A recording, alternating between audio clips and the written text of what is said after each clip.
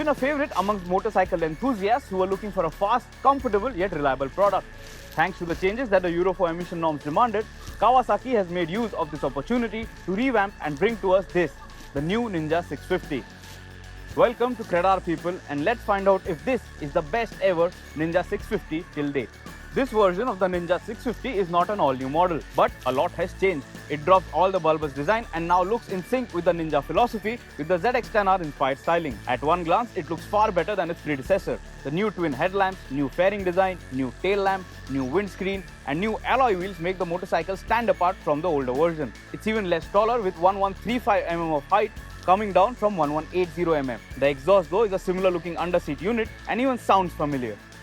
The new Ninja 650 has a one-piece handlebar, but it looks like clip-on.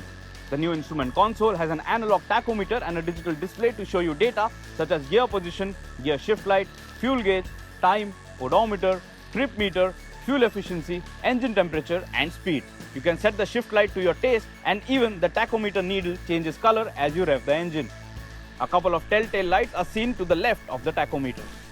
The new Ninja 650's highlight is the reduction in weight. 18 kgs of weight loss is just fantastic and has made the bike not only lighter than ever, but has also helped a lot in the dynamics department. The tweaked trellis chassis, new swing arm, lighter wheels, and even changes to the engine have resulted in this weight loss. What's not so great a sight on the new Ninja 650 includes the large pillion grab rails and the sari guard which the Indian regulations demand. For India, Kawasaki is bringing the Ninja 650 in a plain black as well as KRT livery options. But almost everyone will agree that this version is the best looking ever with the right amount of sportiness in its character. Kawasaki has made the Ninja 650 more accessible to the masses with a lowered seat height of 790 mm. But although the weight loss has gone down, the bike still tips the scale at 193 kg, so it's not exactly a light motorcycle. Once you swing a leg, you will notice that the riding position is more engaging and a little more forward biased than before.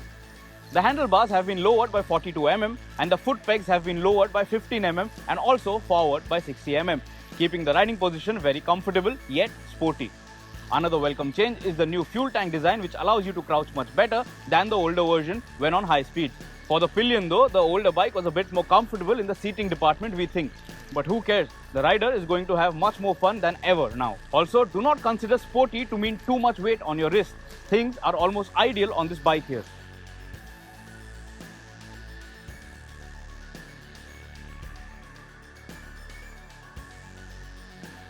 Powering the new Ninja 650 is the same 649cc liquid-cooled 4-stroke parallel twin petrol motor.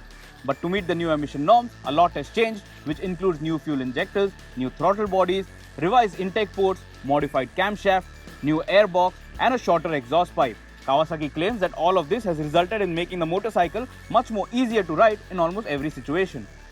The 649cc engine now produces 68 PS of power at 8000 RPM and 65.7 Nm of torque at 6500 RPM, matched to a 6-speed gearbox. The bike now also benefits from an assist and slipper clutch, making downshifting that much easier when attacking the corners. The clutch lever also felt very light, which is yet another positive on the new Ninja. The Ninja 650 was always a good motorcycle to commute within the city as well as sprint out on the highways. Nothing has changed in this department, with abundant low and mid-range performance delivered by the twin-cylinder motor. You can ride it at speeds as low as 50 km per hour in 6th gear without any knocking and still get a good roll-on when the throttle is twisted. The Ninja 650 shines on its versatility, and that's exactly why many owners even use this motorcycle as their daily commuter.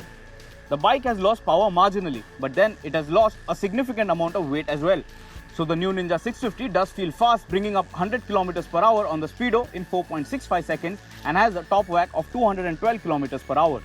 NVH levels are better than before, but some vibrations do creep in once the engine is revved harder. But for a twin-cylinder motor, all of this is at acceptable levels. If we have to ask for more from the engine department, we would have wished for some more power and torque, considering how many changes the bike has gone through, and all have been positive so far. The new riding position allows the rider to engage more with the motorcycle. With more weight on the front end, lighter wheels, the bike feels much more easier to turn in and even feels lighter to steer. The front end vagueness under hard acceleration is now gone on the new Ninja 650. With the weight loss, the bike is now more welcoming to corners without asking you to literally pull the motorcycle to lean as on the older model. The new Ninja 650 is asking for noticeably lesser effort to ride around. All the changes have resulted in the bike responding to your inputs faster than ever. Another major change on the bike is the rear suspension setup, which is a horizontal backlink KYB setup. The older model had a monoshock mounted on the chassis without any link. This new rear suspension setup, coupled with the 41mm telescopic front forks, makes the bike more dynamically rich, not only on straight roads but even while flicking it around in corners. The improved torque availability has also resulted in faster corner exits on the new Ninja 650. Ride quality overall remains comfortable even for two on board. What Kawasaki had kept the Indian audience waiting on the new Ninja 650 is now finally available. That's the ABS system. The new version comes with a dual-channel setup with Nissan calipers. Front brakes include dual 300mm petrol disc, while the rear is a 220mm unit. Braking feel, bite and feedback is much better than the older model we had in India. Braking performance was a major negative on the older bike, and the new setup has really gotten things improved. So the rider now has more confidence while dropping the anchors even on wet surfaces. So is the new Ninja 650 a bike for you? Well, it might be an all-round package for riders of every category. Not only would it keep motorcycle enthusiasts happy with its versatility, but the accessibility and the forgiving nature of the motor makes it a good big bike for newbies as well. It is better than ever with lesser weight, better looks and some extra kit as well. So when asking for just a little over 6 lakhs, the Ninja 650 still remains a value for money deal. Quality, fit and finish and even the paint job is top notch. So really, the Ninja 650 remains the most ideal middleweight sports bike to look out for. Stay tuned to the CredR channel as we bring to you more from the world of two-wheelers. Ride safe in the monsoons, always wear full riding gear and keep having some fun.